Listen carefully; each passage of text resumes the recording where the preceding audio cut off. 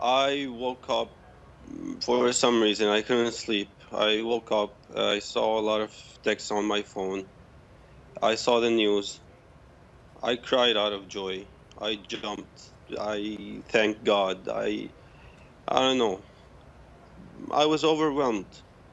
We've been asking for protection. We've been asking for consequences for more than 6 years. And today, for the first time, it happened. For the very first time, we see Assad held accountable just for once, held accountable for his crimes against humanity. I was overwhelmed.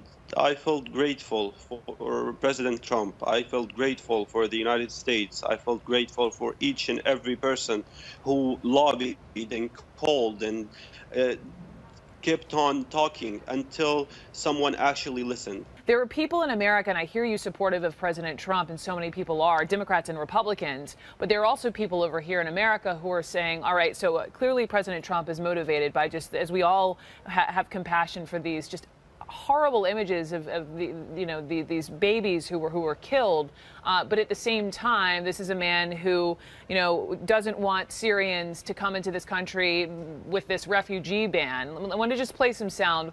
Hillary Clinton weighed in. We cannot in one breath speak of protecting Syrian babies and in the next close America's doors to them.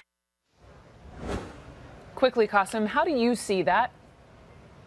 With all due respect, I didn't see each and every person who was demonstrating after the travel ban. I didn't see you 3 days ago when people were gassed to death, when civilians were gassed to death. I didn't see you in 2013 when 1,400 people were gassed to death. I didn't see you raising your voice against President Obama's inaction in Syria that led us refugees, that made us refugees get kicked out of Syria.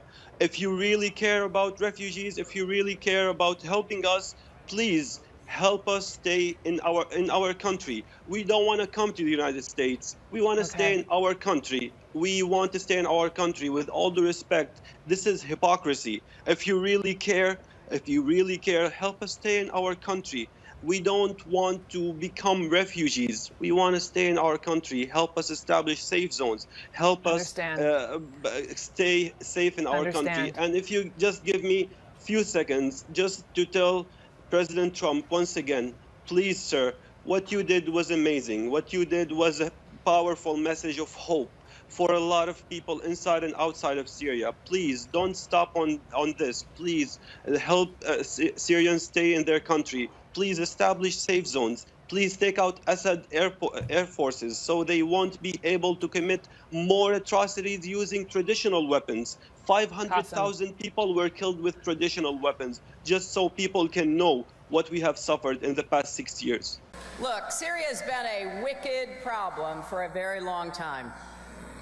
And the images of innocent people, of parents, and especially of children suffering in the aftermath of that most recent deadly gas attack were more appalling than I certainly can put into words. As I said yesterday afternoon, it is essential that the world does more to deter Assad from committing future murderous atrocities. But the action taken last night needs to be followed by a broader strategy to end Syria's civil war and to eliminate ISIS strongholds on both sides of the border. So I hope this administration will move forward in a way that is both strategic and consistent with our values.